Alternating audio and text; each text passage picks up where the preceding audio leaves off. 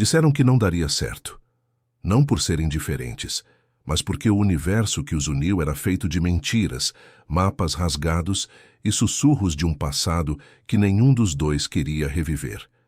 E se, contra a lógica fria de seu encontro, a busca por uma relíquia perdida se tornasse, na verdade, uma jornada de autodescoberta e um vínculo forjado sob o fogo do perigo? Preparem-se para embarcar na aventura de Caleb e Lívia, dois opostos que se chocam em um quebra-cabeça de 15. Zesdivil 0 peças, onde a única saída é confiar um no outro, mesmo quando a confiança é a coisa mais perigosa que podem ter. O cheiro de mofo e a poeira de séculos eram um bálsamo familiar para Caleb. Ele se movia com a discrição de uma sombra na biblioteca particular de um colecionador excêntrico no coração de Istambul, seus dedos ágeis deslizando sobre lombadas de couro desgastado. Não estava ali por um livro. Estava ali pelo que estava dentro dele, o mapa. Aquele que seu pai havia jurado ser apenas uma lenda, mas que Caleb sabia ser a chave para desvendar o silêncio de anos. O objeto de sua busca, o lendário Códice de Tarsis, não valia milhões para ele. Valia a verdade. O plano era simples. Entrar, pegar a página codificada escondida na capa e desaparecer antes que o alarme, ou o segurança, um brutamontes chamado Branco, percebesse. A adrenalina pulsava em suas veias, o motor que o movia desde a adolescência, a recompensa de viver à margem. Encontrou a estante, identificou o volume, um antigo tratado de astronomia, e no momento exato em que seus dedos curtos e firmes se preparavam para acionar o mecanismo secreto na espinha do livro, ouviu o som. Um som que não pertencia ao ambiente. O clique suave e intencional de um trinco sendo forçado na porta oposta da sala. Caleb congelou, recuando para a escuridão entre as estantes mais altas. Não era Branco. O segurança caminhava como um elefante de botas de chumbo. Esse som era leve, quase musical, a assinatura de alguém com treinamento e, pior, com a mesma intenção. Uma figura emergiu da escuridão, esbelta e envolta em roupas escuras que, mesmo na penumbra, pareciam caras. Era Lívia. Caleb a reconheceu pelo perfil tenso e pela precisão cirúrgica de seus movimentos. Uma lenda urbana no submundo de colecionadores, conhecida por nunca deixar rastros e por ter um preço que apenas governos ou magnatas poderiam pagar. Se ela estava ali, o objeto era mais valioso e perigoso do que ele imaginava. Lívia, por sua vez, sentia a presença. Não o viu, mas o ar não estava certo. A poeira não estava sedimentada como deveria. Ela se dirigiu diretamente à mesma estante, à mesma seção. O códice. Seus olhos, de um tom de cinza que Caleb mal podia discernir na escuridão, varreram a sala com uma calma perturbadora. Ela não estava ali pela lenda. Estava ali pela sobrevivência. Sua missão, dada por um grupo sombrio conhecido apenas como a Camarilha, era recuperar a página antes que caísse nas mãos de seu principal rival, um empresário sem escrúpulos chamado Victor. O que ela não sabia era que Victor e Caleb compartilhavam um nome de família. No exato momento em que Lívia estendeu a mão para o livro, Caleb saiu de seu esconderijo. Um movimento rápido, um sussurro de ar, e ele estava perto o suficiente para sentir o perfume de sândalo e perigo que a envolvia. Compartilhamento é cuidado, ele murmurou a voz baixa e rouca, pegando o livro um instante antes dela. Lívia reagiu com a velocidade de um felino, girando e desferindo um golpe seco que Caleb mal conseguiu bloquear com o cotovelo. Devolva! Ela sibilou sem demonstrar pânico, apenas irritação fria. A luta foi silenciosa, uma coreografia mortal de movimentos contidos, onde cada toque era calculado para incapacitar, não para destruir. Eles eram espelhos distorcidos, ambos proficientes na arte da invasão, mas com motivações que pareciam vir de mundos diferentes. De repente, a porta principal se abriu com um estrondo. Branco. Tarde demais para eles e para o colecionador. A luta cessou instantaneamente. Ele tem o livro, idiota! Lívia empurrou Caleb na direção da estante e, no caos momentâneo, ela quebrou o vidro da janela que dava para uma sacada externa. Não havia tempo para explicar, apenas para reagir. Caleb, com o códice em uma mão, saltou sem pensar, caindo com um baque surdo sobre as telhas de cerâmica do telhado vizinho. Lívia o seguiu, graciosa e implacável, pousando ao seu lado. Ela o encarou com os olhos de uma predadora, mas um lampejo de urgência atravessou a frieza. Eles não são do colecionador, são melhores, e querem nós dois, ela disse, apontando para a rua onde duas vans pretas, silenciosas e sem identificação, bloqueavam a saída. Caleb olhou para o livro em suas mãos e para a mulher ao seu lado. A chave para seu passado estava na capa. A chave para seu futuro, ele percebeu com um arrepio, estava nesta aliança forçada. A improbabilidade de tudo era esmagadora. Mas a única certeza era que, a partir daquele momento, suas histórias estavam entrelaçadas em um nó cego. O ar frio da madrugada lambia seus rostos, enquanto Caleb e Lívia corriam pelos telhados íngremes e irregulares, um balé improvisado de fuga sobre a cidade velha. Cada telha escorregadia sob seus pés era um lembrete da fragilidade de sua liberdade. Eles se moveram em silêncio tenso, a única comunicação sendo a sincronia instintiva de seus movimentos, desviando de antenas parabólicas e chaminés centenárias. A aliança era frágil, uma trégua silenciosa forçada pela presença das vans escuras que agora vasculhavam as ruas abaixo, suas luzes varrendo os becos estreitos. Caleb segurava o livro como se fosse uma âncora, um peso pesado de papel e segredos que parecia queimar em suas mãos.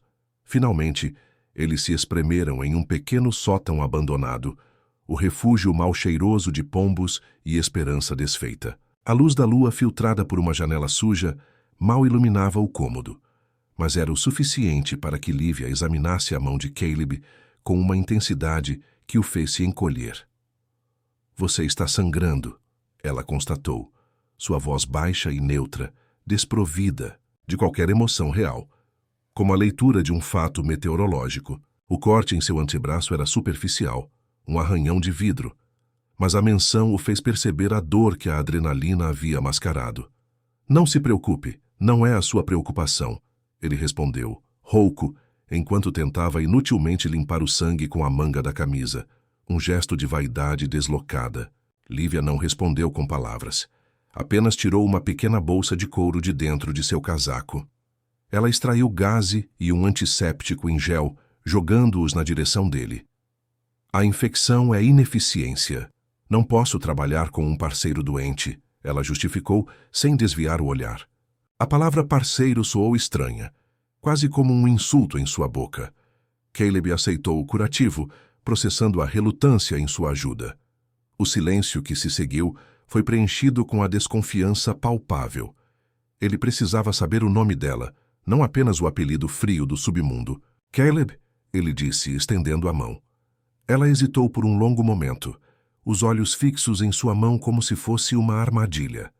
"Lívia", ela finalmente respondeu, um sopro, mas não tocou sua mão. O contato físico era a última coisa que ela permitiria. Caleb não insistiu, já acostumado a decifrar mais pelo que as pessoas não faziam do que pelo que faziam. Ele abriu o códice de Tarsis. A capa do livro era um quebra-cabeça de couro. Ele ativou o mecanismo secreto que havia descoberto anos atrás em uma pesquisa obsessiva. A lombada estalou, revelando um compartimento oculto. Lá estava, não uma página de papel, mas uma placa fina de cobre polido, gravada com símbolos que pareciam uma fusão de línguas mortas e astrologia. "É isso", ele sussurrou, a emoção rachando sua fachada de ladrão cínico. "A chave de Tarsis, o mapa para o Locus." "O que é o Locus?", Lívia questionou aproximando-se, o olhar fixo nos glifos. Ela não demonstrava surpresa pelo achado, apenas uma curiosidade estudada, como se analisasse um cálculo matemático. "É o que meu pai passou a vida procurando. Um centro de conhecimento, um arquivo escondido, dizem que contém todos os segredos do mundo antigo. E ele morreu tentando provar que era real", Caleb explicou, a voz endurecida ao mencionar o pai. "Eu preciso disto para terminar o trabalho dele. E para limpar o nome dele. As pessoas que ele traiu o consideravam um louco, um charlatão. Mas ele estava certo. Lívia fez um som que poderia ser um escárnio ou apenas um clique de língua. Conhecimento. Seu pai era um idealista. Não me surpreende que tenha morrido. A camarilha não está atrás de idealistas. Eles querem poder. Victor quer o locus para si mesmo, para monopolizar a informação. E eu estou aqui para garantir que ele não consiga. Victor é meu. Ela parou, a palavra final presa na garganta, substituída por um olhar de ódio puro, breve e aterrorizante. Ele é o meu cliente indesejado. Estou sendo forçada a impedi-lo de ter sucesso. E você, Caleb, acabou de me dar a isca perfeita. A desconfiança atingiu um novo patamar. Você está trabalhando contra Victor, mas para quem? E por que o interesse dele em algo que seu pai considerava puramente acadêmico? Lívia olhou diretamente para ele, e a ausência de calor em seus olhos era mais fria do que o ar. Eu não trabalho para ninguém. Eu sou controlada por uma dívida. Uma dívida que só Victor pode quitar. E seu pai, o idealista, pode ter subestimado o que o locus realmente guarda. Não é apenas conhecimento, Caleb. É poder. Victor não quer livros. Ele quer uma arma. A placa de cobre, de repente, parecia emitir um brilho doentio. Precisamos decifrar isso, agora, antes que os melhores nos alcancem ou Victor nos encontre e descubra que o idealista pode ter estado envolvido em algo muito mais sombrio do que você imagina. A verdade sobre o passado do pai de Caleb, que ele tanto buscava, parecia se fragmentar nas mãos de Lívia, revelando camadas de traição e perigo que o atingiam como um golpe. O que realmente aconteceu com o pai dele? E o que Lívia estava escondendo sobre a sua própria dívida? Essa busca não era sobre glória, mas sobre sobrevivência. Eles eram, indiscutivelmente, dois inimigos com um objetivo em comum, uma união tão volátil quanto dinamite.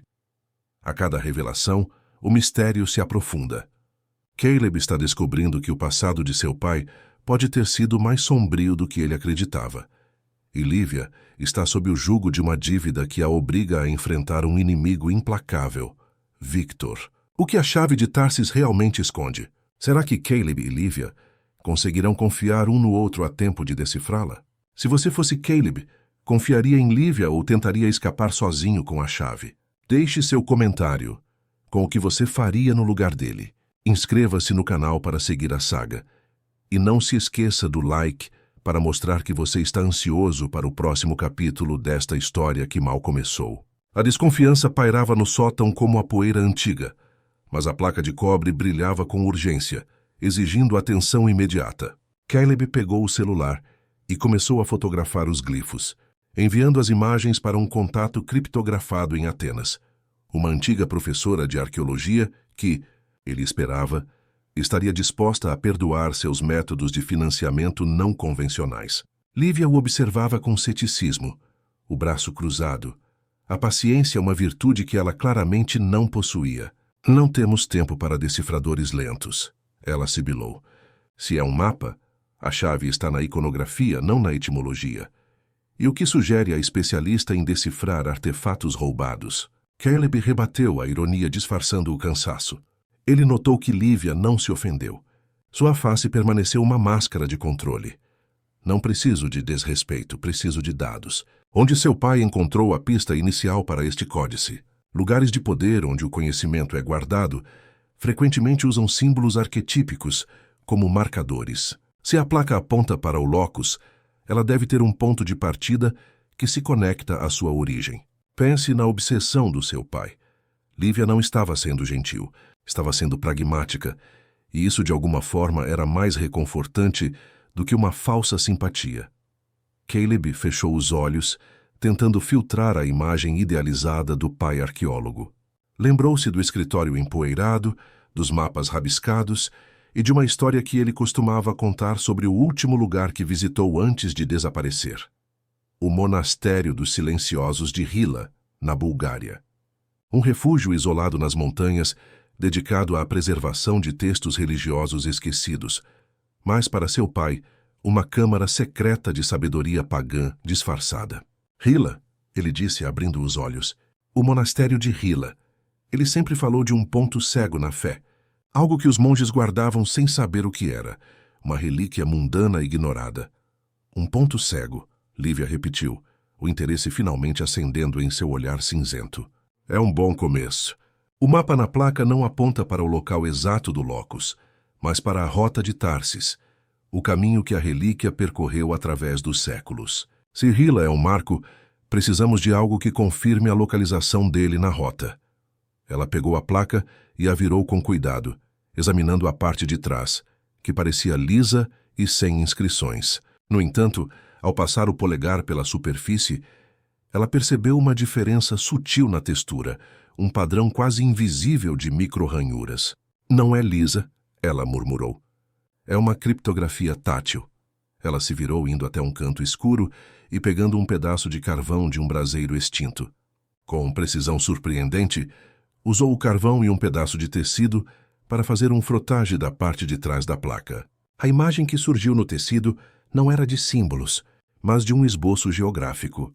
Uma silhueta montanhosa distinta e, no centro, o contorno inconfundível do telhado do monastério de Hila, com um ponto destacado no que parecia ser o antigo campanário. A placa é um mapa em camadas, Lívia concluiu. Frente e verso, ícones para a rota e relevo para os pontos de passagem. A eficiência de Lívia era assustadora. Caleb percebeu que ela não era apenas uma ladra de alto nível. Ela era uma erudita forçada ao crime. Ou talvez uma ex-acadêmica. Aquele frotege era um trabalho de paciência e conhecimento histórico, não de força bruta. Você sabe muito sobre isso. Mais do que você deixa transparecer. Quem é você, Lívia? Ele perguntou desta vez sem ironia. Ela suspirou um som curto e exausto.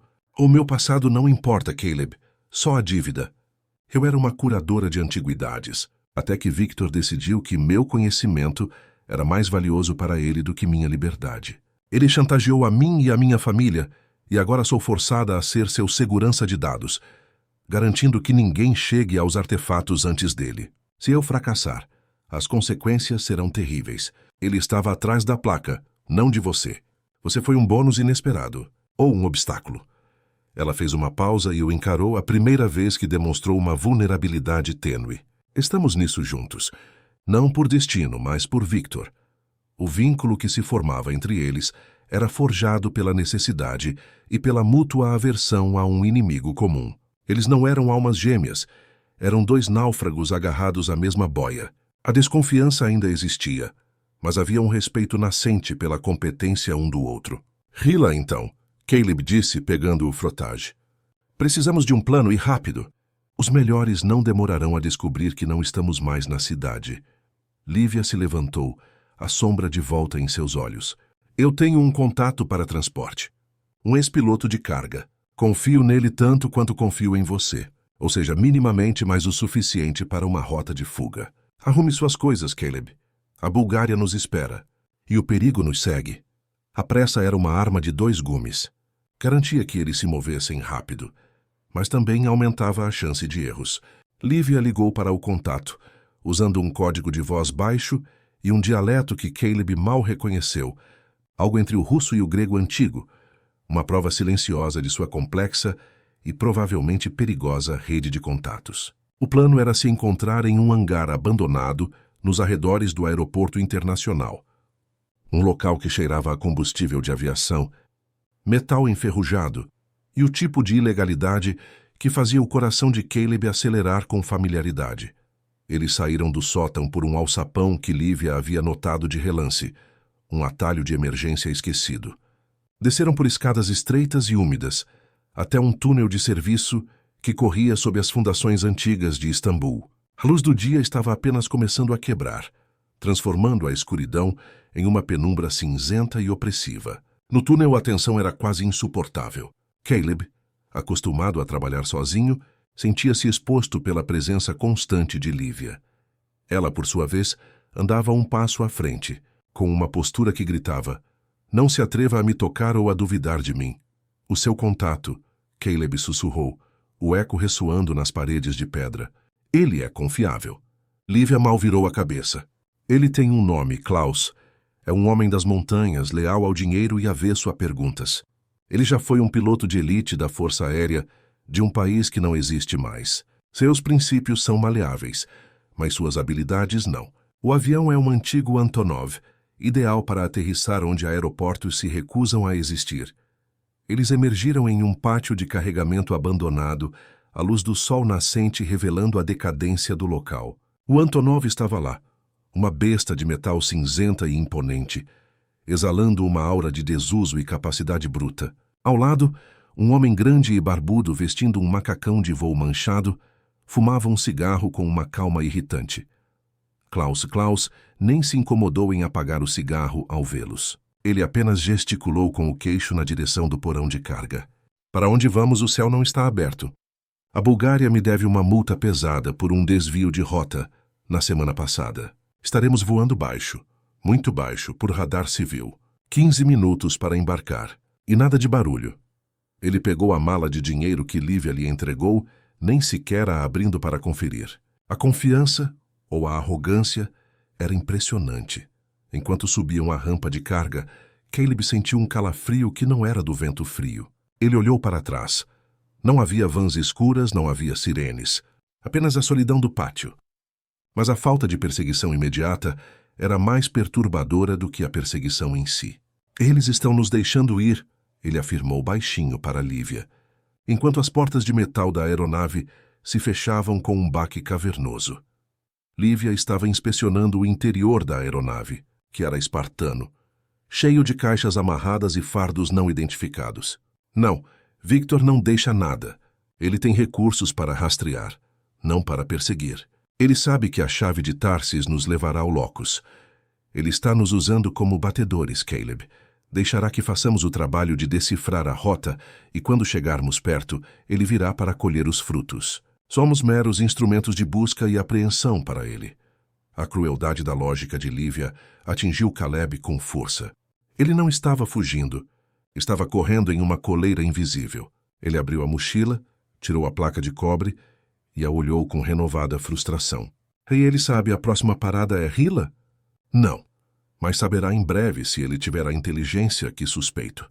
Precisamos antecipar os movimentos dele. Lívia sentou-se em uma caixa e pela primeira vez permitiu um vislumbre de cansaço.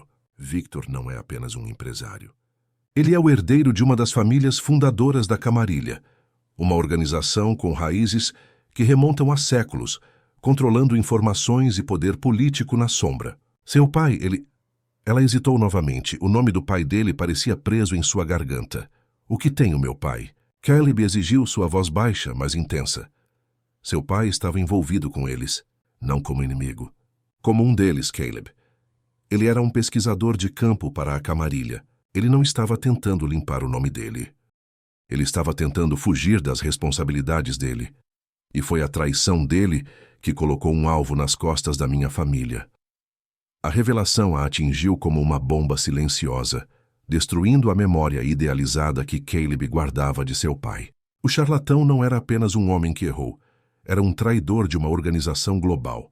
A busca pela verdade se transformara em uma caçada por redenção de um pecado que não era seu. Klaus gritou algo em uma língua ininteligível, o motor. Antonov tossiu, e a aeronave começou a se mover na pista, ganhando velocidade. Caleb agarrou-se a uma amarração, o coração em seu peito batendo no ritmo frenético da hélice. Ele olhou para Lívia, sentada tranquilamente na caixa, imperturbável.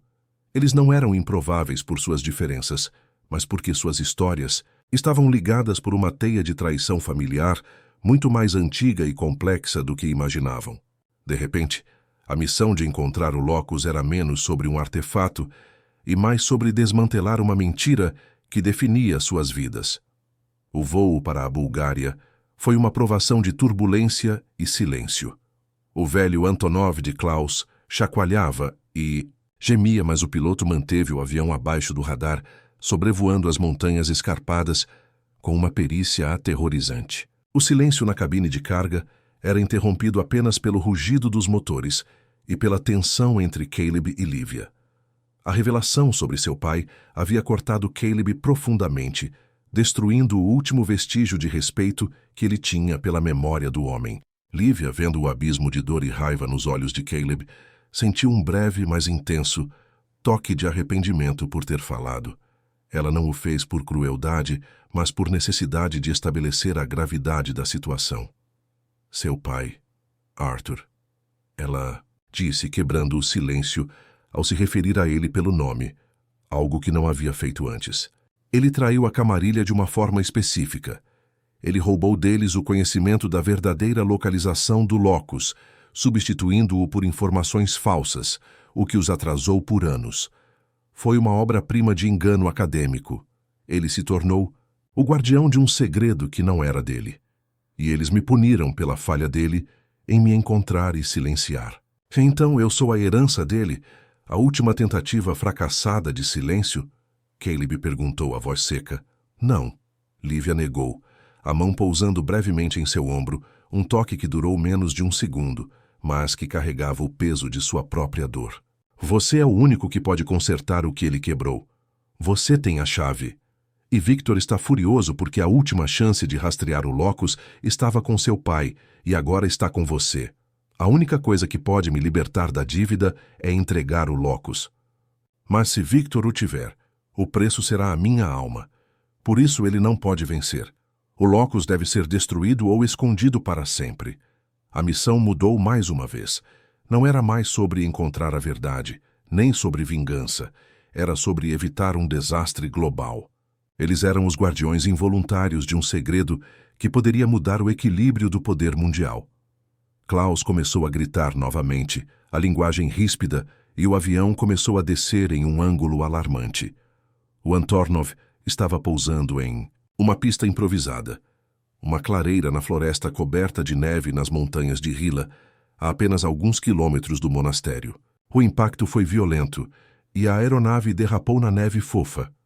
O pouso foi bem sucedido, mas o avião parou em um ângulo precário. Rápido. Saíam.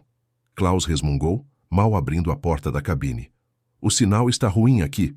Tenho que reabastecer. E partir antes que o radar búlgaro me encontre. Ou pior, os capangas de Victor.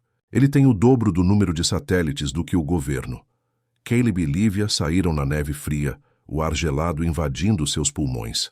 A vista era de tirar o fôlego, mas a urgência era maior. O monastério de Hila pairava acima deles, uma fortaleza medieval de pedra e orações, silhueta contra os picos nevados. A pista, Lívia disse, tirando o frotagem da placa de cobre. O campanário. O que seu pai diria que está escondido à vista? Ele falaria sobre dualidade. Os monges guardam textos sagrados. O locus é sabedoria pagã. O ponto cego deve estar no equilíbrio, na oposição. Não no que eles veneram, mas no que eles escondem. O campanário tem um sino do século XV, doação de um imperador bizantino. Meu pai sempre suspeitou que aquele sino era uma metáfora. Eles subiram a trilha escorregadia, chegando à imponente muralha do monastério. O lugar era estranhamente silencioso, coberto por um manto de neve intocada, parecendo mais um mausoléu do que um lugar de culto ativo. Ao entrarem pelos portões maciços, foram recebidos por um único monge, Ilia, um homem de semblante sereno e olhos cansados que pareciam ter visto eras passadas. Bem-vindos, peregrinos, o monge saudou, a voz baixa, quase inaudível. Lívia assumiu a palavra, sua fluência em línguas antigas surpreendendo Caleb. Ela inventou uma história sobre serem pesquisadores em busca de um manuscrito perdido. O monge Ilia não pareceu nem um pouco convencido. Ele apenas sorriu com uma tristeza profunda. O manuscrito que procuram não está em papel, disse Ilia. Está em bronze. Seu pai, Arthur, esteve aqui há muitos anos. Ele nos alertou. Sabia que a chave seria buscada. E ele sabia que a busca faria o mal retornar. O sino não é uma metáfora, meu filho. É um mapa. O monge os guiou para o pátio central e apontou para a torre sineira. Há uma inscrição no sino principal, uma que a maioria ignora, coberta pela pátina do tempo. Somente sob a luz da meia-noite, no solstício, ela se revela. Mas o tempo não nos favorece, e o sino não pode ser tocado, pois a vibração ativaria o rastreamento da camarilha que espera o sinal. Lívia olhou para o topo do campanário, depois para Caleb. A informação estava lá na inscrição, mas como alcançá-la e decifrá-la sem acionar o sinal que entregaria sua localização a Victor? Eles estavam presos. O sino de Hila era o próximo passo, mas também o maior perigo. E, de repente, o monge Ilia apertou o braço de Caleb. Eles estão chegando, filho de Arthur. A neve não os atrasará por muito tempo, e o seu sacrifício está escrito em seu destino. O tempo era um luxo que eles não tinham. O aviso do monge Ilya reverberava no pátio gélido. Caleb podia sentir a pressão, o cheiro de perigo se misturando ao aroma de incenso e madeira velha. A ideia de esperar a meia-noite do solstício era ridícula. A única forma era subir. A torre sineira, Lívia disse, sua voz tensa e baixa. Precisamos de cordas, mas não podemos fazer barulho. O sino não pode vibrar. O monge Ilya apontou para uma porta lateral escondida. A escadaria interna é velha e range. No entanto, é o caminho mais rápido para o topo. Levem isto. Ele lhes entregou 2 pequenos frascos de óleo. Para os degraus e para o sino, se a pátina for a chave, o óleo a removerá o suficiente para que a luz revele a inscrição, mesmo com pouca claridade. Era um gesto de confiança e cumplicidade que os pegou de surpresa. O monge havia escolhido um lado. Eles se moveram como fantasmas. A escada de madeira em espiral era uma obra de arte da Idade Média, mas cada passo era uma aposta.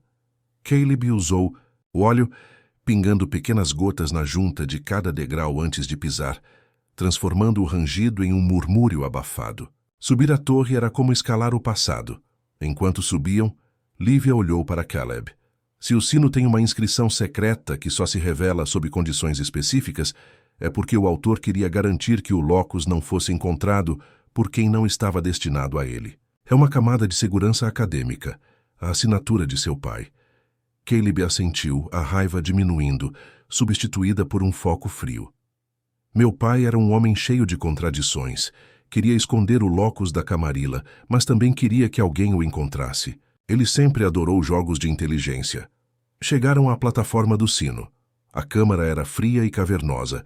No centro, suspenso por grossas vigas de madeira, estava o sino de bronze, maciço e antigo, coberto por séculos de poeira e oxidação esverdeada. Um colosso silencioso. Lívia se aproximou com cautela. Se houver um detector de vibração, ele estará conectado à corda ou à cúpula. Ela examinou a estrutura e, com a precisão de uma cirurgiã, cortou a corda de cânhamo que conectava a badalo, isolando-a. O silêncio voltou, denso e pesado. Caleb pegou o frasco de óleo, subiu na borda da plataforma e começou a limpar cuidadosamente a superfície do bronze. Lívia usou uma lanterna de luz ultravioleta que carregava em sua bolsa. A pátina cedeu. Ao óleo, e onde antes havia apenas sujeira e bronze, surgiram letras. Não eram grego ou búlgaro, eram um dialeto arcaico do latim. Lívia começou a ler, traduzindo em sussurros tensos. O rio corre para o oeste, o sol nasce no leste. O terceiro guardião está onde o céu encontra a terra, e o nome é a chave. O terceiro guardião, Caleb repetiu.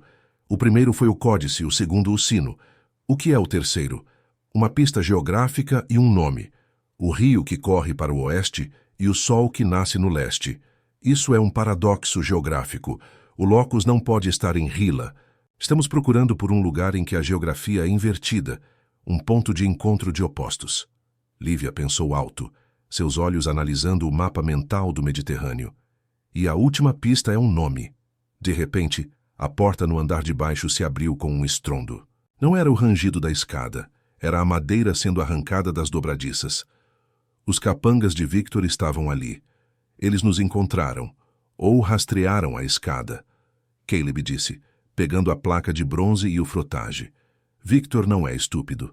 Ele não rastreou o sino. Ele rastreou nós. A chegada do avião deu nossa localização.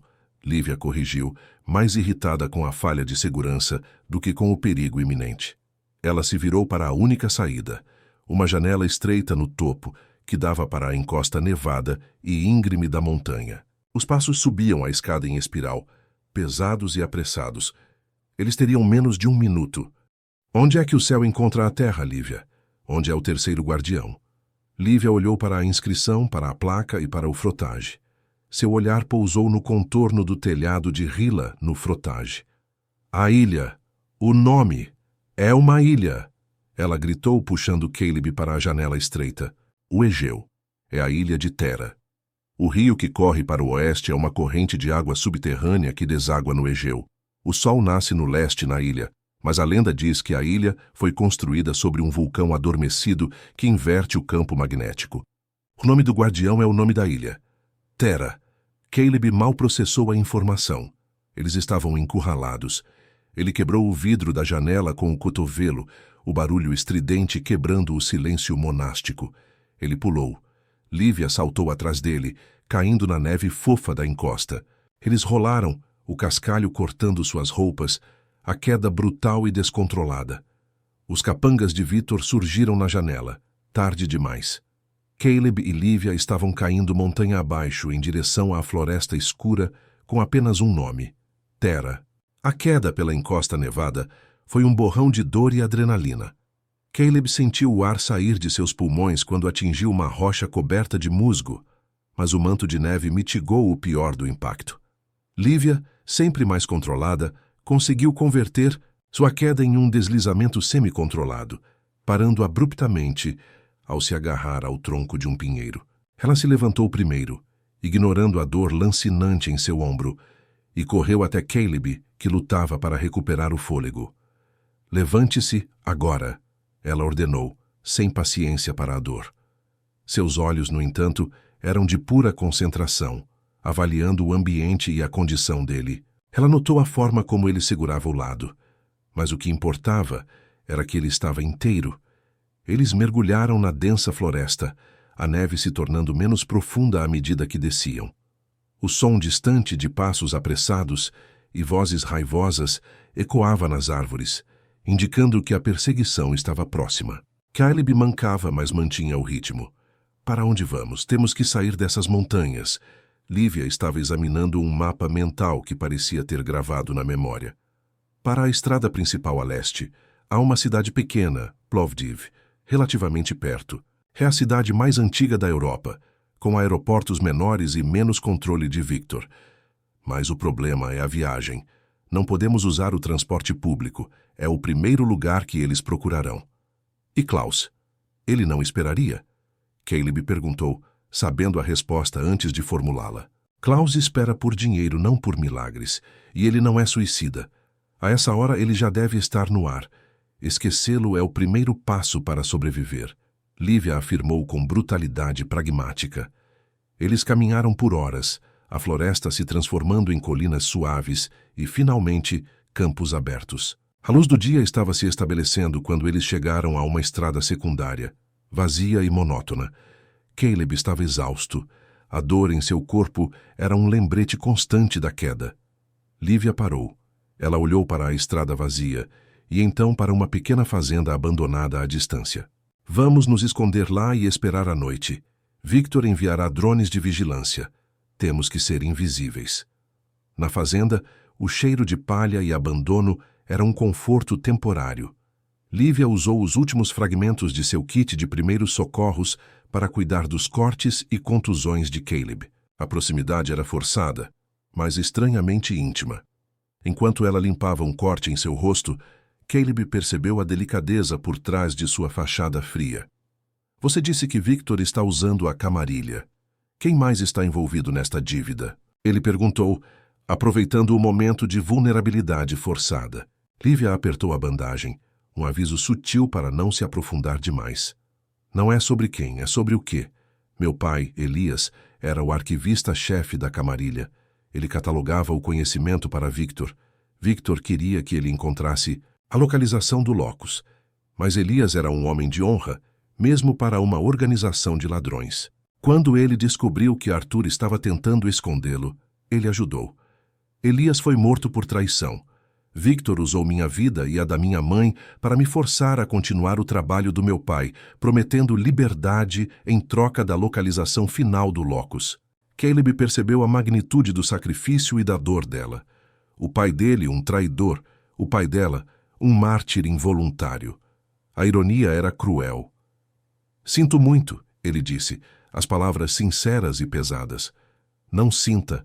Apenas me ajude a acabar com isso." Lívia respondeu, sua voz voltando ao tom metálico de controle. Com a escuridão, Lívia agiu.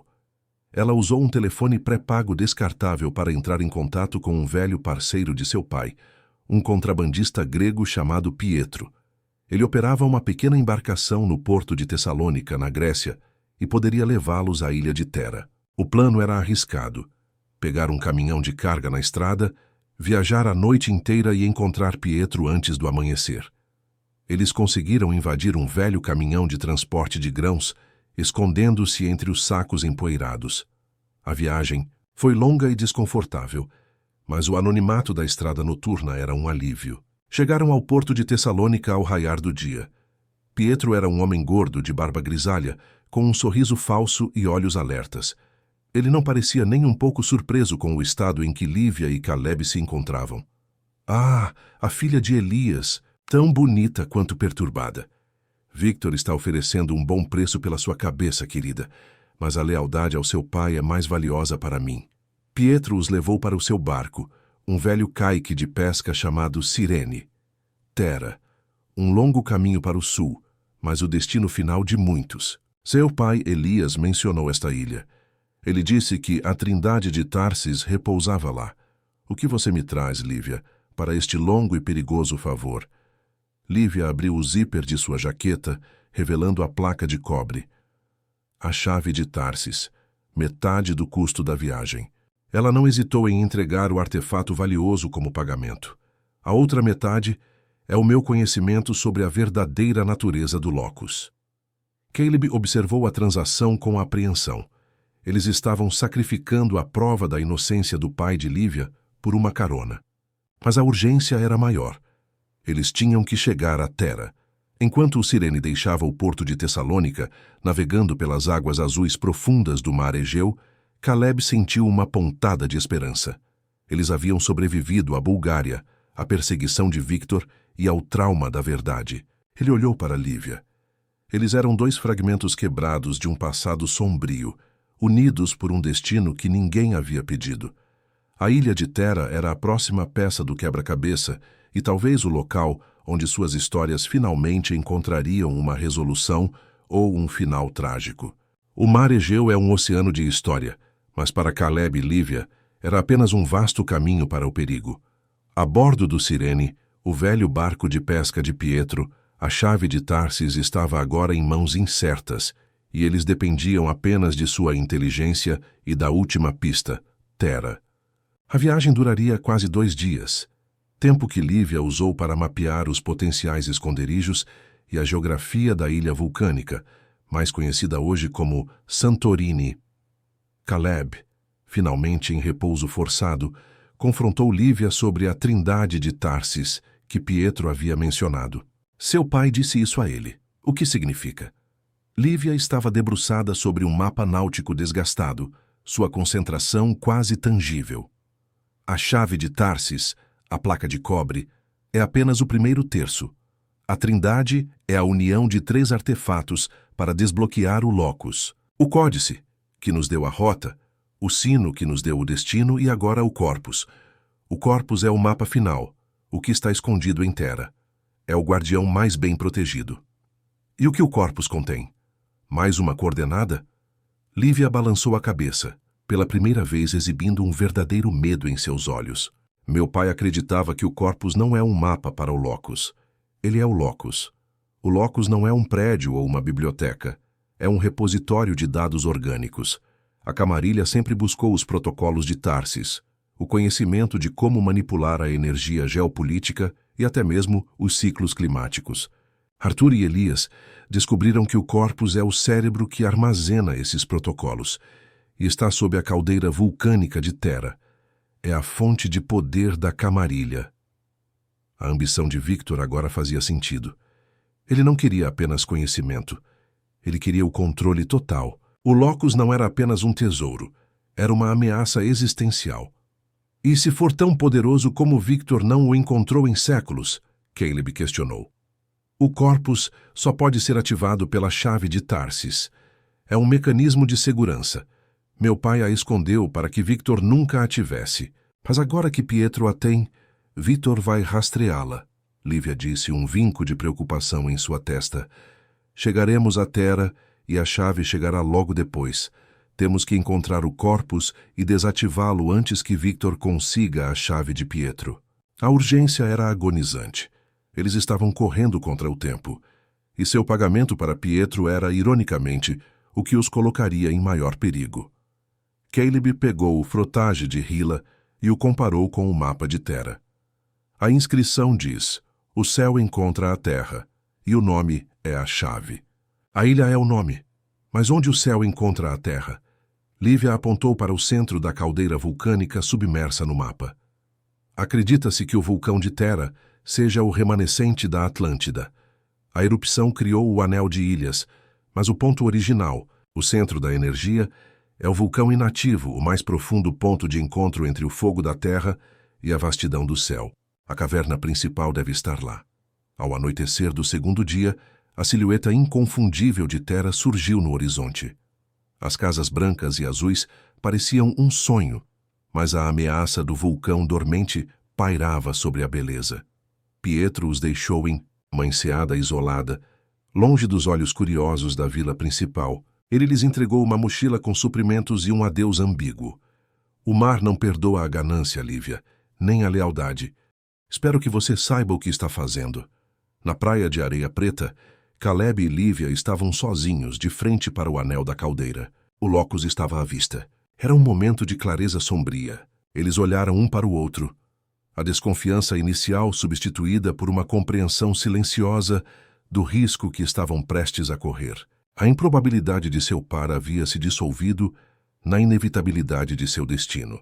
Eles eram os últimos guardiões do segredo de Tarsis, e a única forma de sobreviver era confiar cegamente um no outro. A aventura estava quase no clímax, e o que eles encontrariam na caldeira poderia mudar tudo. Não perdoa a ganância, Lívia, nem a lealdade. Terra está à vista. O Locus é o Corpus, uma inteligência artificial antiga escondida no vulcão da ilha. O que Caleb e Lívia farão ao encontrar a fonte de poder da Camarilha? Será que eles conseguirão destruir o Corpus antes que Victor chegue com a chave? O clímax se aproxima. Deixe seu comentário com suas previsões para o confronto final entre Caleb, Lívia e Victor. Se você está ansioso para o próximo passo na caldeira, deixe um like e inscreva-se para testemunhar a conclusão desta perigosa missão. A noite inteira era de uma beleza enganosa. O anel de ilhas, iluminado pela lua, parecia um crescente de paz, mas Caleb e Lívia sentiam a tensão do vulcão adormecido. Eles tinham de atravessar a ilha para chegar ao centro da caldeira, o ponto onde a trindade de Tarsis se completaria. A trilha era traiçoeira, passando por vinhedos e penhascos íngremes. O plano de Lívia era entrar na caldeira submersa por uma caverna de lava conhecida pelos pescadores locais como a Boca de Hades, uma entrada secreta que, segundo as lendas, levava às entranhas do vulcão. Eles se equiparam com o que Pietro lhes havia fornecido: lanternas de cabeça, cordas de escalada leves e, o mais importante, um par de respiradores de mergulho de emergência. A Boca de Hades estava sob a linha da maré baixa e exigiria um mergulho curto. Chegaram ao local ao amanhecer, a luz dourada batendo nas rochas vulcânicas escuras. A Boca de Hades era uma fenda estreita e intimidadora, quase engolida pelas ondas. Pronto para um mergulho na história? Caleb perguntou, tentando soar mais confiante do que realmente se sentia. Lívia apenas vestiu o respirador, seus olhos fixos na água. A respiração estável é a única coisa que separa a história da tragédia, Caleb. Concentre-se. Eles mergulharam nas águas frias, a escuridão os engolindo imediatamente. A passagem era apertada, exigindo que se movessem em fila única, guiados apenas pela fraca luz da lanterna de Lívia.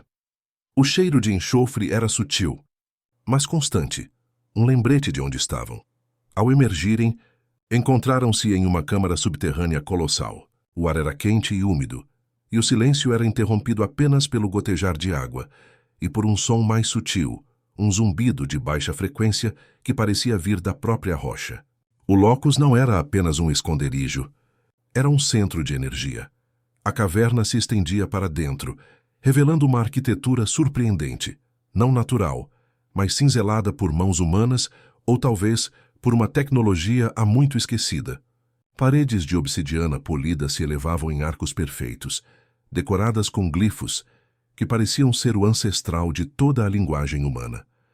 No centro da câmara principal estava o corpus. Não era um computador nem um pergaminho. Era uma esfera de cristal negro, quase 20 metros de diâmetro, pulsando com uma luz azul tênue que iluminava a câmara com um brilho espectral. Era lindo e aterrorizante. O zumbido vinha dela. É a trindade em si, Caleb sussurrou maravilhado. Uma biblioteca de consciência. Lívia se aproximou, sua mão estendida, mas parando a centímetros do cristal. É a fonte de poder da camarilha. E é aqui que Victor quer usar a chave, para ter acesso aos protocolos e controlar o mundo através do conhecimento. De repente, o chão tremeu. Não um tremor geológico, mas um estrondo artificial vindo da entrada. Victor, Lívia sibilou. Eles se viram, mas já era tarde. Victor estava ali, acompanhado por 2 de seus capangas mais robustos, todos equipados com trajes de mergulho militares de última geração e armas silenciadas. Victor era alto, com uma elegância fria e olhos que demonstravam uma arrogância calculista. Em sua mão ele segurava a placa de cobre, a chave de Tarsis. Ele havia encontrado Pietro. Caleb, meu caro primo, Victor disse, seu sorriso zombeteiro ecoando na câmara. Você é tão previsível quanto seu pai, sempre buscando os caminhos difíceis, em vez de me entregar o que era meu. E Lívia, tão teimosa quanto seu falecido pai. Elias, achei que você fosse me guiar até aqui, não tentar me superar. Você é o traidor. Victor, Caleb retrucou, protegendo Lívia, embora soubesse que era um gesto inútil contra 3 homens armados. Você queria o Locus para si. O Locus é meu por direito de primogenitura e você estava no meu caminho. Mas agora você e Lívia me fizeram um favor inestimável. Você a trouxe diretamente para o Corpus.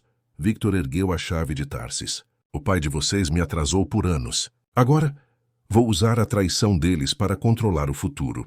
A chave é a senha. O Corpus é o cofre. Victor caminhou até a esfera de cristal e inseriu a placa de cobre em uma ranhura de obsidiana na base do Corpus. O cristal negro reagiu imediatamente. O zumbido aumentou. O cristal brilhou mais forte. E as palavras se formaram em sua superfície, flutuando como vapor. Os protocolos de Tarsis estavam sendo carregados. Lívia percebeu o clímax. A única maneira de parar Victor era destruir o Corpus. E a única forma de destruí-lo era pela instabilidade. Ela olhou para as rachaduras na parede de obsidiana, causadas pelas tensões do vulcão. Caleb, o zumbido. Ele está sobrecarregando o sistema. O Corpus não pode ser ativado e destruído ao mesmo tempo. Temos que atingir o ponto fraco. A instabilidade vulcânica. Victor riu, absorto na ativação. Vocês não podem me impedir. É tarde demais. O brilho do Corpus era quase insuportável, e o zumbido se transformara em um rugido baixo e ameaçador.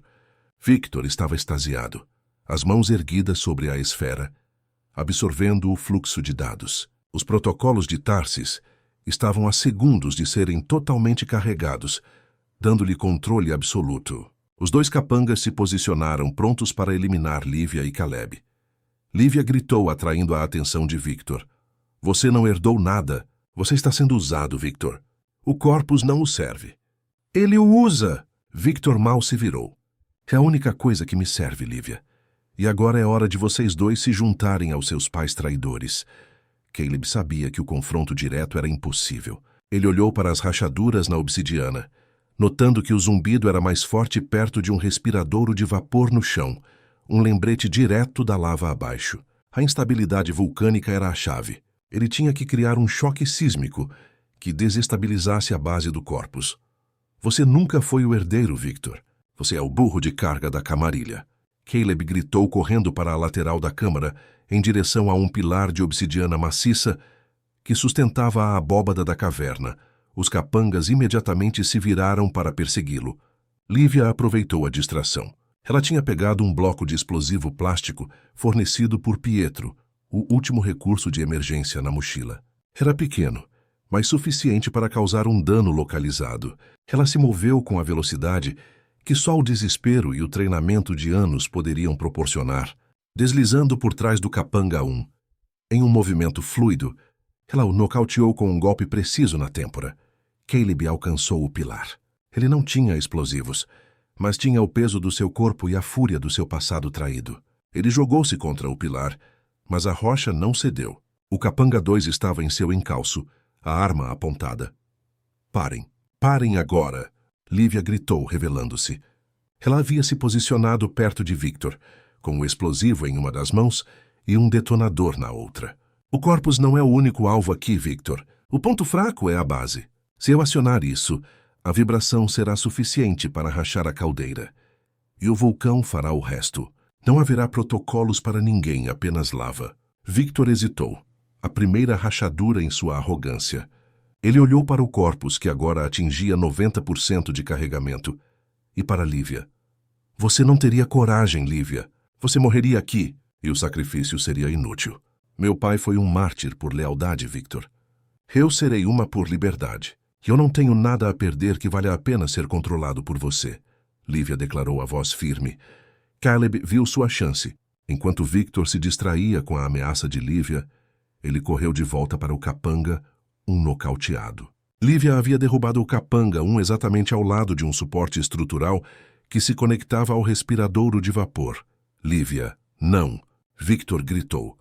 Caleb pegou o corpo inerte do capanga 1 e, com um esforço de pura força de vontade, arremessou-o contra o respiradouro. O impacto foi violento.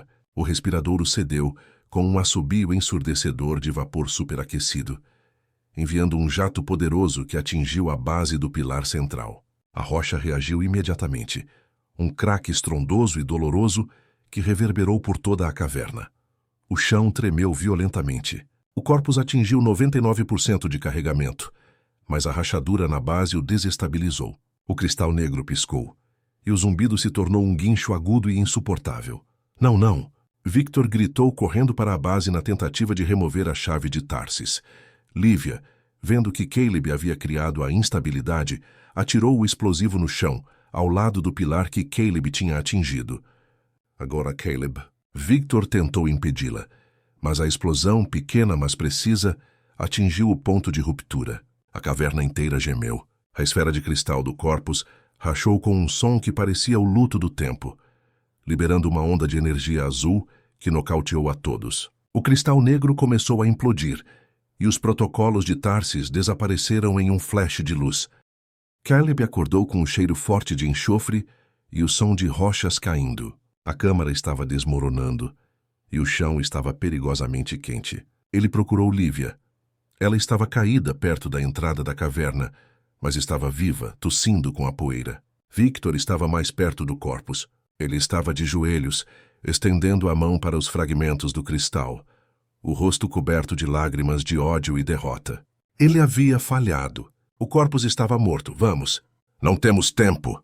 Caleb a puxou, a adrenalina o impulsionando. Eles mergulharam de volta na água, o mergulho de volta pela boca de Hades sendo feito em meio a tremores e o som de rochas desmoronando. A água estava fervendo em alguns pontos, e eles mal escaparam.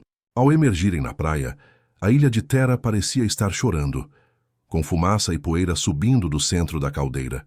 Eles tinham vencido. O Corpus estava destruído. O Locus estava seguro, para sempre escondido nas profundezas do vulcão. Mas a vitória veio com um custo, e Victor foi deixado para trás, preso em seu próprio fracasso. A praia de areia preta parecia um campo de batalha. Ofegantes e exaustos, Caleb e Lívia se apoiaram um no outro, observando a fumaça escura que subia ameaçadoramente da caldeira central. O tremor havia parado, substituído por um silêncio sinistro. O Corpus, a fonte de poder da Camarilha e o centro de toda a sua busca, havia se transformado em cinzas e lenda. Acabou, Lívia murmurou, a voz fraca. Ela sentia o alívio esmagador da liberdade, mas também o peso do sacrifício. A dívida estava paga. Victor não tinha nada para chantageá-la. Seu pai estaria orgulhoso, Caleb disse, sentindo a mesma libertação amarga. Seu pai, Arthur, havia traído para proteger. O pai dela, Elias, havia morrido para guardar o segredo. A verdade era um conforto estranho, mas a Camarilha não desapareceria com a destruição de seu artefato central. Victor, mesmo que morto na caldeira, tinha outros superiores, outros herdeiros. Eles eram agora os mais procurados do mundo, os responsáveis pelo colapso de uma de suas maiores fontes de poder. Temos que sair da ilha. Rápido, Lívia disse, sua pragmática ressurgindo. A Camarilha saberá o que aconteceu. Eles têm satélites informantes e farão de Terra um buraco de agulha para nos encontrar. Eles começaram a subir a encosta do vulcão em direção às vilas principais, misturando-se aos poucos turistas da manhã e aos locais assustados pelo pequeno, mas notável, evento sísmico. A presença da fumaça havia atraído a atenção da guarda costeira e da imprensa. O caos era o seu melhor disfarce. Enquanto andavam, o peso da placa de cobre retornou à mente de Caleb. A chave de Tarsis. Victor a usou, mas não a recuperou. Onde ela está? Lívia parou. Ela tinha visto Victor cair. Com ele. Ou submersa nos escombros. Não importa, Caleb. É apenas uma chave. O cofre foi destruído.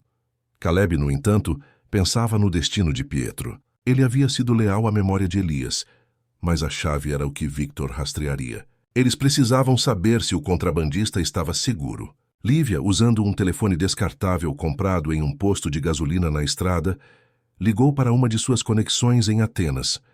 A notícia não era boa. Pietro havia sido abordado logo após deixá-los. Ele havia sido torturado para revelar o destino de Lívia. Victor o havia encontrado e o forçado a entregar a chave. Mas Pietro, em um ato final de lealdade ao amigo falecido, havia fornecido a Victor a localização errada, enviando-o para uma ilha vazia, ganhando tempo precioso para Caleb e Lívia. Ele havia sido liberado, gravemente ferido, mas vivo. A lealdade de Pietro os havia salvado e, de certa forma, condenado. A camarilha sabia que Lívia estava em Terra. O cerco estava se fechando. Eles chegaram à vila de Fira, as ruas de paralelepípedos cheias de turistas preocupados e jornalistas curiosos. Eles precisavam de documentos falsos e uma rota de fuga. Eu tenho um último contato, Lívia disse olhando para Caleb. Em Creta, uma mulher que deve a meu pai um favor muito grande. Ela pode nos dar novas identidades e um novo começo. O novo começo era uma perspectiva estranha. Eles eram dois especialistas em mentiras e desaparecimento. Eles tinham nascido no caos, e o silêncio da vitória parecia artificial. Caleb olhou para Lívia. Eles não tinham mais o propósito unificador da busca. O que restava? E depois de Creta? Caleb perguntou. A pergunta carregada de um significado que ia além da logística. Lívia sustentou seu olhar. A frieza não tinha ido embora. Mas havia algo mais ali, uma aceitação mútua. Depois de Creta, o mundo é um lugar grande e perigoso. Você tem a verdade de seu pai. Eu tenho minha liberdade. Podemos nos separar, ou podemos continuar. Se continuarmos juntos, é porque escolhemos, não porque somos obrigados. A união forçada havia se transformado em uma escolha improvável. O ladrão e a curadora, os fragmentos de uma traição familiar, agora livres para trilhar caminhos separados, mas irresistivelmente atraídos pela única pessoa no mundo que realmente entendia seu passado. O final do roteiro estava chegando, mas a história deles estava apenas começando. Eles pegaram um ferry para Creta. Misturados na multidão, dois estranhos que haviam enfrentado a morte juntos e emergido como os guardiões involuntários de um mundo mais seguro. A viagem de ferry para Creta foi a primeira vez que Caleb e Lívia puderam relaxar em dias. Mas a calmaria era enganosa. Lívia havia conseguido um lugar em uma cabine minúscula e suja, onde podiam falar sem serem ouvidos. O medo da perseguição os mantinha alertas, mas a proximidade forçada abriu espaço para algo mais humano. A mulher em Creta, Caleb começou, enquanto tentava limpar a sujeira vulcânica de suas roupas. Quem é ela? E o que ela deve ao seu pai? O nome dela é Isidora. Ela é uma falsificadora de arte e documentos, uma das melhores do mundo, e vive reclusa nas montanhas. A dívida é de vida, Lívia explicou a memória visivelmente dolorosa. Há anos Victor tentou eliminar todos os que eram leais a Elias. Isidora foi traída por um de seus clientes e seria executada pela camarilha por saber demais. Meu pai, Elias, interveio. Ele usou sua influência para garantir a fuga dela, alegando que ela seria mais útil viva do que morta. Ele deu a ela uma nova identidade, mas a dívida era clara. Se eu precisasse de ajuda para desaparecer, ela me ajudaria. É o último recurso. Chegaram ao porto de Heraklion. Creta era um labirinto de montanhas, praias e ruínas antigas, o lugar perfeito para desaparecer.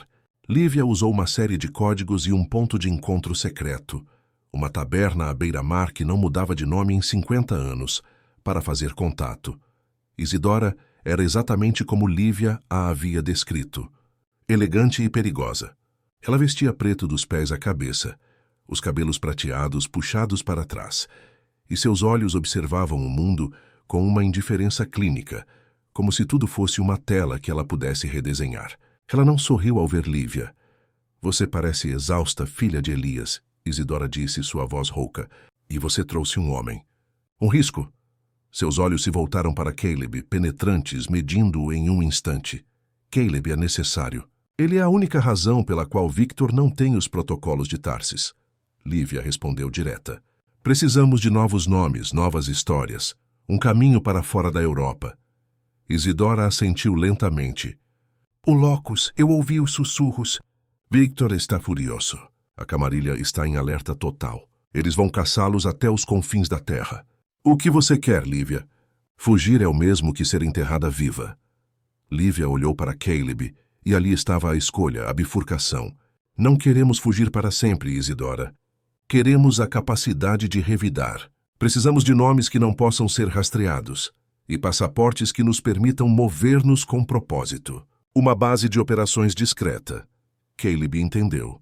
A paz não era uma opção. Eles tinham destruído o Corpus, mas não a organização. Eles se tornariam os novos guardiões, caçadores de sombras da camarilha. Isidora sorriu, um leve erguer de cantos da boca que não atingiu seus olhos. Gosto disso. Seu pai ficaria feliz em saber que você escolheu lutar.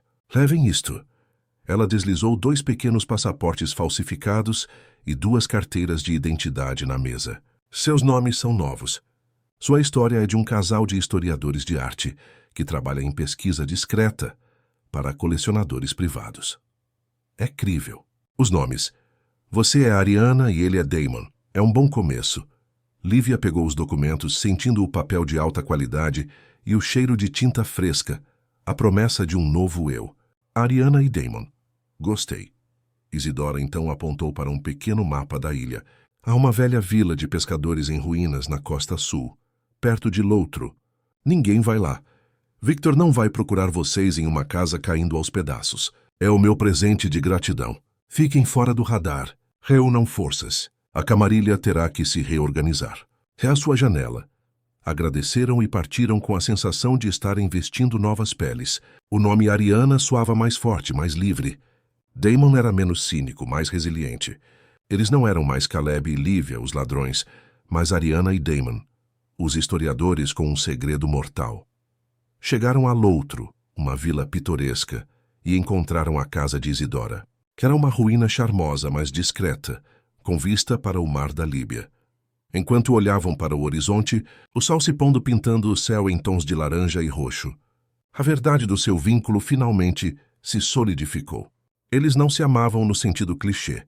Amavam a adrenalina, o perigo e, acima de tudo, amavam a presença um do outro como a única âncora em um mundo que desmoronava. O improvável se tornava inevitável. Eles se viraram um para o outro, e o silêncio era a única confirmação de que esta nova vida, esta nova luta, seria travada lado a lado. Os meses em Loutro foram uma estranha lua de mel de treinamento e planejamento. A casa rústica de Isidora tornou-se seu quartel-general secreto. Ariana, Lívia e Damon, Caleb, usaram o tempo para curar as feridas físicas e psicológicas. O foco de Ariana era claro: desmantelar a rede de Victor. Para Damon, era aprofundar-se no conhecimento de Tarsis que seu pai havia tentado esconder, garantindo que a camarilha nunca encontrasse um substituto para o Corpus. Ariana, com sua mente de curadora, transformou a casa em uma fortaleza de dados. Ela montou uma rede criptografada, usando seu conhecimento sobre os métodos de codificação da camarilha. Ela treinou Damon na luta corpo a corpo e na arte da discrição, ensinando-o a canalizar sua adrenalina em foco letal. Damon, por sua vez, ensinou-a a apreciar a liberdade da improvisação, a abandonar o plano rígido quando o caos exigia. A parceria se aprofundava, forjada não por romance, mas pela mútua dependência na sobrevivência. Eles eram a definição de almas gêmeas encontradas no fogo da batalha, não no conforto da vida.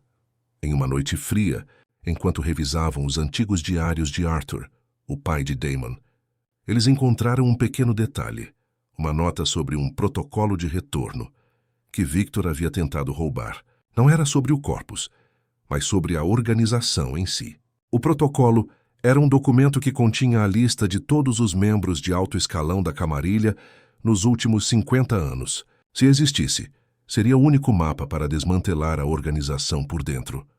Victor não procurava apenas poder, Damon disse, rastreando a letra de seu pai. Ele buscava o protocolo para se proteger de seus próprios superiores. Eles nunca souberam que ele tentou roubar isso. Ariana olhou para ele, o ar gelado entrando pela janela quebrada. Se ele procurava por segurança, ele o escondeu em seu lugar mais seguro. O protocolo não foi destruído com o corpus. Eles começaram a caçar as localizações secretas de Victor. Meses de pesquisa levaram-nos a uma única conclusão. O lugar mais seguro de Victor era uma propriedade discreta e ultra-secreta em Mônaco. Uma conta bancária disfarçada de apartamento de luxo. O que eles não sabiam é que Victor havia escapado da caldeira. Ferido, desfigurado e consumido pela vingança, ele havia rastejado para fora dos escombros, salvo pela mesma tecnologia da Camarilha que desprezava. Ele não era mais o empresário arrogante. Era um fantasma vivo. Sua única motivação a destruição de Ariana e Damon. Ele havia rastreado o paradeiro deles até Creta, usando as migalhas de informação deixadas por Isidora, um favor que ele havia forçado de um informante.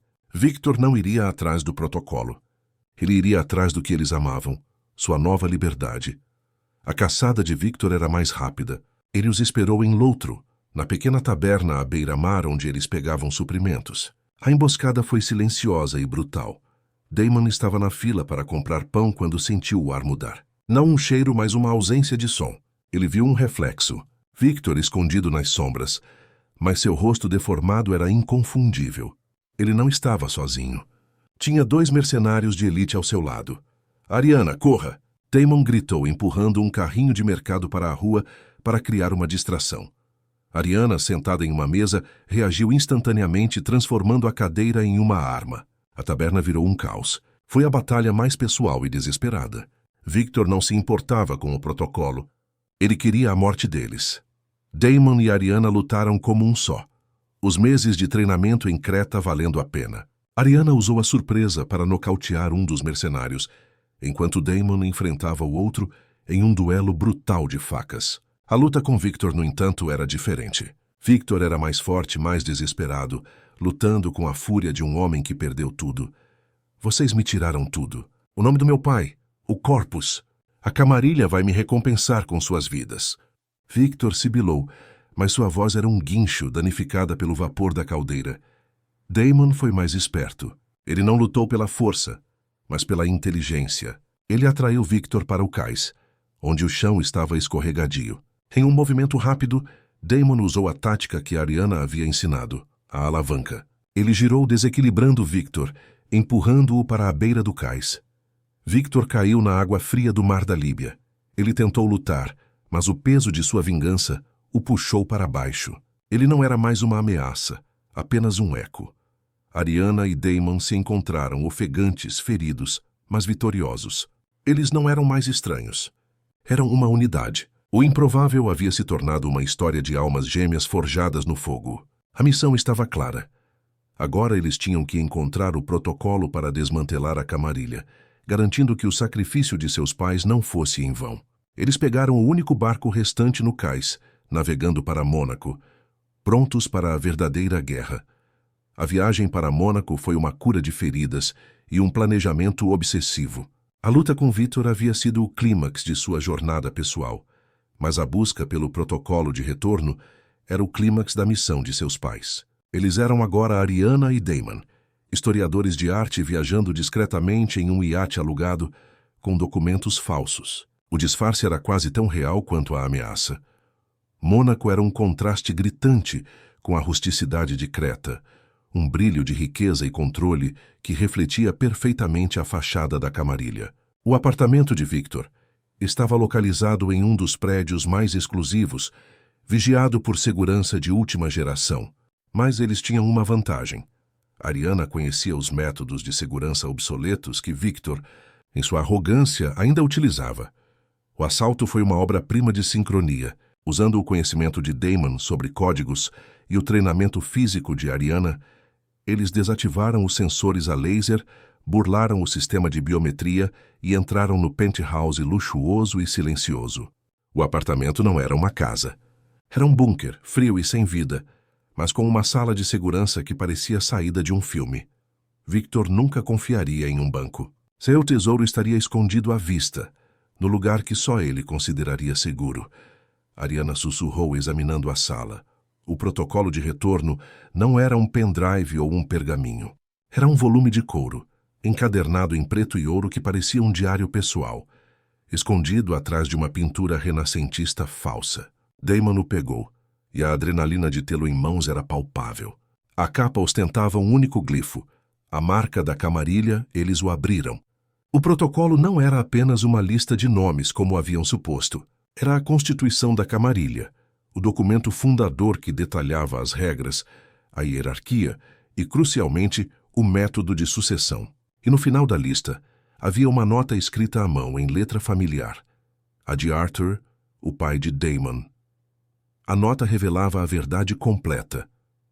Arthur não apenas havia roubado a chave e escondido o corpus, ele havia alterado o protocolo. Ele havia inserido uma cláusula secreta que só seria ativada pela destruição do corpus. A cláusula dizia que, se o locus fosse destruído, o protocolo de retorno seria invalidado, e o nome do próximo líder da camarilha seria escolhido aleatoriamente de uma lista de agentes dormentes espalhados pelo mundo, transformando a sucessão em um caos incontrolável. A traição de Arthur era, na verdade, sua maior jogada de xadrez. Meu pai não queria apenas esconder o locus. Ele queria garantir que a camarilha se autodestruísse se o encontrassem. Damon disse, maravilhado com a genialidade e a loucura do pai. Mas então, Ariana viu a última linha da lista de agentes dormentes. Um nome estava sublinhado em tinta fresca, uma adição recente feita pela caligrafia de Victor, antes de sua queda. O nome era Amélia. Ariana congelou. Amélia? É o nome da minha mãe. Ela nunca foi uma agente. Ela foi chantageada. Victor a forçou a entrar na lista, para que, se ele falhasse, ela fosse a próxima líder, garantindo que ele ainda teria o controle através dela. Ele nunca confiou em ninguém, nem na própria organização. A vitória se tornou uma armadilha. A destruição do corpus ativou a cláusula de Arthur. O protocolo, em sua versão alterada, agora apontava para Amélia como a próxima líder da camarilha, colocando um alvo imenso nas costas da mãe de Ariana. A luta não havia terminado. Ela havia apenas mudado de campo de batalha. A camarilha iria atrás de Amélia para entronizá-la ou para silenciá-la, e Ariana e Damon eram os únicos que poderiam salvá-la. O som de sirenes da polícia de Mônaco começou a subir. A segurança havia sido alertada. O tempo havia acabado. Damon tirou fotos digitais do protocolo, e eles incendiaram o volume, garantindo que ninguém mais pudesse usá-lo. Para onde vamos agora, Ariana? Damon perguntou com os olhos fixos nela, aceitando o destino. Para onde tudo começou para mim, ela respondeu, com a determinação fria retornando. Para a casa dela. Em Milão. Temos que tirá-la antes que a camarilha chegue. A fuga de Mônaco foi frenética, uma corrida pela vida em direção a um avião particular roubado, cortesia de outro contato de Isidora. Eles estavam voando para Milão, de volta ao coração da Europa, prontos para a batalha final que não seria por um artefato, mas pela família. O improvável casal de fugitivos estava agora lutando por um futuro que eles escolheriam juntos, contra a maior organização criminosa do mundo. A noite sobre a Lombardia era fria e clara. O avião pousou em um campo de pouso particular fora de Milão. Ariana e Damon, agora mais do que nunca uma unidade de combate, sabiam que o tempo era seu inimigo.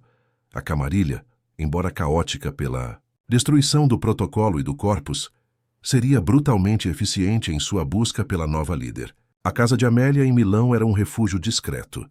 A mãe de Ariana era uma mulher de força silenciosa, uma pianista de concertos forçada ao isolamento pela chantagem de Victor. Ao ver a filha, seu rosto se iluminou, mas a alegria deu lugar ao pavor ao notar as feridas e a urgência nos olhos de Ariana. Mãe, precisamos ir, agora. Você é o alvo. Ariana disse, abraçando-a rapidamente, enquanto Damon fechava a porta e preparava a defesa. Ele havia aprendido a ler os passos, a antecipar o perigo. Ariana explicou rapidamente a situação, o protocolo, a destruição do corpus e a cláusula de Arthur. Amélia não estava surpresa com o jogo de xadrez de Victor. Victor nunca me quis como líder. Ele queria a estabilidade que eu traria para o caos. Ele sabia que eu faria qualquer coisa para proteger Ariana, e a única forma de me proteger seria obedecendo. Era uma prisão maior do que a morte. O ataque veio antes que pudessem sair. Não eram mercenários, mas agentes da elite da camarilha, frios e profissionais, enviados para entronizar Amélia. O silêncio foi quebrado por tiros abafados e o som de vidro quebrando. A casa se tornou o palco da última batalha. Ariana e Damon lutaram lado a lado, uma dança de morte coordenada. Damon protegia Amélia, usando o mobiliário como barricada, enquanto Ariana usava sua agilidade e conhecimento do ambiente para neutralizar os agentes. Ele era a rocha, ela era a lâmina. Eles lutaram não apenas para sobreviver, mas pela chance de uma vida normal para Amélia e, implicitamente, para eles mesmos. Em um momento crucial, o líder dos agentes, um homem chamado Marco, conseguiu separar Amélia de Damon. Ele a segurou pronto para levá-la à força. A senhora vem conosco. Você é a única que pode restaurar a ordem. Ariana, vendo a mãe em perigo, lançou-se em um ataque desesperado. Ela não usou força, mas o conhecimento. Ela usou uma técnica de desarmamento rápida e suja, que havia aprendido com o pai. Ela conseguiu derrubar Marco e recuperar Amélia. Damon usou a oportunidade para desarmar os agentes restantes, e em segundos a casa estava silenciosa novamente. Eles haviam vencido. A camarilha havia sido repelida, e a nova líder havia fugido antes mesmo de ser coroada. Não há mais camarilha para me chantagear. Não há mais protocolo. Amélia disse olhando para a filha com gratidão. E vocês dois? Vocês não são mais Caleb e Lívia. Vocês se encontraram. O improvável se tornou o inevitável. A fuga foi rápida, usando uma rota de saída de emergência que Amélia havia mantido por precaução. Eles voaram para o leste, para um destino que só Isidora sabia, para um lugar onde a camarilha levaria anos para rastrear. 6 meses depois, Ariana e Damon estavam em uma pequena ilha na Melanésia, ensolarada e esquecida pelo mundo. Eles viviam sob seus novos nomes, trabalhando como consultores de segurança e historiadores independentes, o disfarce oficial de Isidora. Amélia estava segura, vivendo sob um novo nome na América do Sul. A camarilha estava em frangalhos, mergulhada em uma guerra interna pela liderança após a falha de Victor e a perda do protocolo. Arthur, o traidor, havia vencido no final. Ariana e Damon estavam sentados na varanda, olhando para o mar infinito, finalmente em paz. Eles não eram um casal de contos de fadas. Eram um par de guerreiros com cicatrizes que haviam encontrado no abismo do perigo a única pessoa no mundo que os compreendia e aceitava incondicionalmente. Damon colocou a mão sobre a de Ariana. O que faremos agora, Ariana? Ela sorriu um sorriso real e tranquilo, a frieza desaparecida. O que fazemos de melhor, Damon? Continuamos. Protegemos os vulneráveis. Corrigimos o que podemos. E nunca mais estaremos separados. Eles não precisavam de anéis ou promessas. O vínculo era inquebrável, forjado pelo fogo da verdade e pela improbabilidade de um amor nascido entre ladrões e segredos. Disseram que não daria certo, mas eles provaram que estavam errados. De estranhos que se odiavam a almas gêmeas unidas pelo destino, a jornada extraordinária havia acabado de começar. Grande final e chamado à ação. Definitivo, o círculo se fecha. Amélia está segura, a camarilha em colapso e Damon e Ariana têm um novo começo, juntos, no Pacífico. A jornada de 15.000 palavras termina aqui. Mas a saga de A Chave Oculta da Conexão Improvável vive em cada escolha que fizeram, em cada risco que correram. Qual foi o seu momento favorito desta saga épica? Você acha que a camarilha conseguirá se reestruturar? Deixe seu comentário com suas considerações finais. Se esta história de 15.000 palavras te prendeu do início ao fim, mostre seu apoio com um like massivo. E se você ainda não o fez, inscreva-se no canal para mais roteiros épicos. Obrigado por embarcar nesta jornada improvável conosco.